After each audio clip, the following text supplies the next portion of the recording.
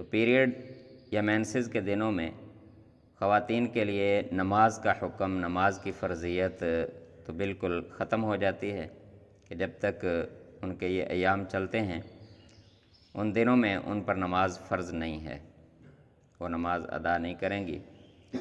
دوسرا حکم کہ ان دنوں میں کیا وہ روزہ رکھ سکتی ہیں کہ نہیں رکھ سکتی، اس میں علماء کرام کی دو رائے ہیں۔ بعض علماء کہتے ہیں کہ بالکل ان دنوں میں روزہ نہ رکھیں، پاکیزگی حاصل ہونے کے بعد کے دنوں میں جتنے روزے چھوٹے ہیں ان کی قضا کی جائے۔ اور بعض علماء یہ کہتے ہیں کہ یہ چونکہ ایک تکلیف ہے تو اگر روزہ رکھنا مشکل ہے اور خواتین یہ سمجھتی ہیں کہ یہ تکلیف ہے، اس میں روزہ رکھنا مشکل ہے، تو ان کے لیے آسانی کے لیے یہ حکم ہے کہ وہ بعد میں قضا کر لیں۔ جس طرح کہ بعض اوقات یہ ہوتا ہے، یہ سننے میں آیا ہے کہ بعض خواتین پیریڈ کے دنوں میں، مینسز کے دنوں میں درد کی میڈیسن استعمال کرتی ہیں کہ تکلیف زیادہ ہوتی ہے، تو ایسی صورت میں وہ روزہ نہ رکھیں جس میں روزہ رکھنا مشکل ہو۔ ہاں، اگر خواتین یہ سمجھتی ہیں کہ ان کے لیے روزہ رکھنا آسان ہے، وہ روزہ پورا کر سکتی ہیں، تو پھر یہ ان کا اختیار ہے، وہ چاہیں تو روزہ رکھ لیں ان دنوں میں، چاہیں تو اس کی قضا کر لیں۔ یعنی بعض علماء نے تو پکا حکم یہ لگا دیا کہ روزہ نہیں رکھنا، بعد میں قضا کرنا ہے، اور بعض علماء نے اختیار دیا ہے کہ اللہ تعالیٰ نے جو بیماری میں ایک مریض کو اختیار دیا ہے کہ اگر آدمی مریض ہے، بیمار ہے، تو وہ روزہ چھوڑ لے، بعد میں اس کی قضا کر لے۔ تو یہ اللہ تعالیٰ کی طرف سے صرف ایک گنجائش ہے کہ اگر چاہیں روزہ چھوڑنا چاہیں تو چھوڑ لیں، بعد میں قضا کر لیں، اگر رکھنا چاہیں اور یہ آسانی سمجھتی ہوں کہ ہم رکھ سکتی ہیں تو پھر وہ رکھ لیں، تاکہ بعد میں پھر قضا کرنے مشکل بھی ہو جاتے ہیں۔ تو یہ ان کی اپنی مرضی ہے، اس میں کوئی خاص حکم نہیں ہے۔ ہاں، البتہ نماز کے بارے میں یہ ہے کہ نماز بالکل ان دنوں میں فرض نہیں ہے اور اس کی قضا بھی نہیں ہے۔ اگلا مسئلہ ہے کہ قرآن مجید کی تلاوت۔ قرآن مجید کو ہاتھ لگانے کے لیے پاک ہونا شرط ہے، پاکیزگی کے بغیر قرآن مجید کو ہاتھ نہیں لگا سکتے۔ اب زبانی تلاوت میں بھی علماء کرام کی دو رائے ہیں۔ بعض کہتے ہیں کہ اگر زبانی تلاوت کرنا چاہیں تو کر سکتی ہیں، بعض کہتے ہیں کہ بہتر یہی ہے کہ زبانی تلاوت بھی نہ کی جائے۔ تیسرا مسئلہ، کیا دعا، ذکر، اذکار، تسبیحات کر سکتی ہیں خواتین ان دنوں میں؟ تو اس کی اجازت ہے، دعائیں جتنی مرضی پڑھیں، تسبیحات کریں، کلمہ طیبہ پڑھ سکتی ہیں، استغفار کر سکتی ہیں، یعنی قرآن مجید کی تلاوت کے علاوہ جتنی بھی دعائیں پڑھنا چاہیں، کوئی وظیفہ کرنا چاہیں، کوئی تسبیحات کریں، تو ان کو پورا اجر ملے گا، وہ ان کے لیے منع نہیں ہے۔ البتہ قرآن مجید کی تلاوت سے جو ہے یہ منع کیا گیا ہے۔ دوسرا، اگر کوئی طالب علم ہے، قرآن مجید سیکھنے کا طالب علم، تو طالب علم کے لیے گنجائش رکھی ہے کہ وہ اگر زبانی یاد کرنا چاہے تو وہ زبانی یاد کر سکتا ہے۔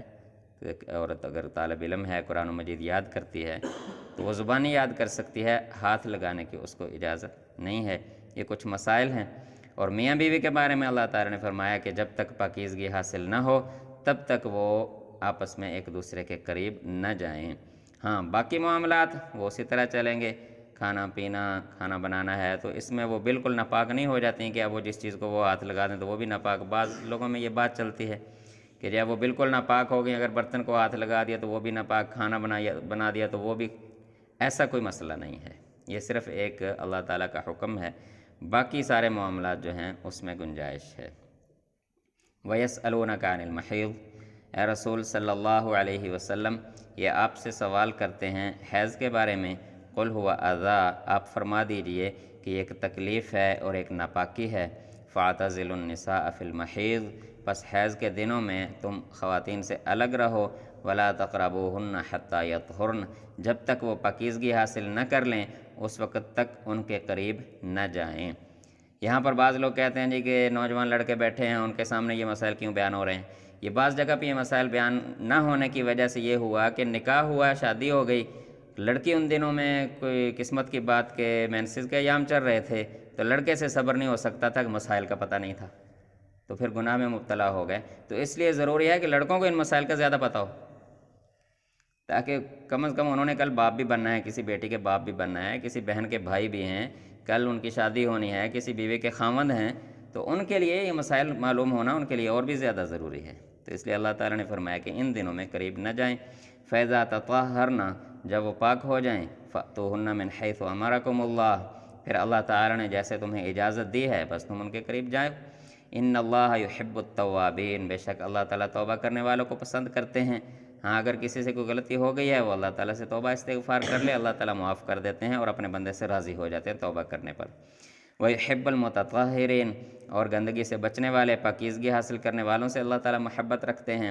نِسَاؤُکُمْ حَرْثٌ لَکُمْ، عورتیں تمہارے لیے کھیتی کی طرح ہیں۔ فَأْتُوا حَرْثَکُمْ أَنَّا شِئْتُمْ، جیسے چاہو اپنی کھیتیوں میں جاؤ۔ وَقَدِّمُوا لِأَنفُسِکُمْ، اور اپنے لیے آئندہ کی آگے کی تدبیر کرو، کہ اصل معاملہ صرف دنیا کی خواہشات پوری کرنا ہی نہیں ہے، بلکہ اصل ہمارا دنیا میں آنے کا مقصد آخرت کی تیاری ہے۔ تو وہ سامنے رکھو، صرف دنیا کی خواہشات کو پورا کرنا سامنے نہ رکھو۔ جس طرح دنیا کی خواہشات رکھتے ہو، اللہ تعالیٰ فرماتے ہیں وَقَدِّمُوا لِأَنفُسِکُمْ، اپنی آخرت کی فکر بھی زیادہ کرو۔ وَاتَّقُوا اللَّهَ، اللہ سے ڈرتے رہو، اللہ سے ڈر کر زندگی بسر کرو۔ وَاعْلَمُوا أَنَّكُمْ مُلَاقُوهُ، اور یہ بات جان لو کہ تمہیں ایک دن اپنے رب سے ضرور ملنا ہے۔ وَبَشِّرِ الْمُؤْمِنِينَ، ہاں جو ایمان پر قائم رہے گا، اے رسول صلی اللہ علیہ وسلم آپ انہیں خوشخبری سنا دیجئے کہ جو اللہ تعالیٰ کے ایمان پر، اللہ تعالیٰ کے احکام پر ایمان لاتے ہوئے، اللہ کی ذات پر ایمان قائم رکھتے ہوئے اپنی زندگی کو بسر کرے گا، اس کے لیے بڑی بڑی کامیابیوں کی خوشخبریاں ہیں۔ دعا ہے کہ اللہ تعالیٰ ہمیں ایمان و عمل کی زندگی عطا فرمائے۔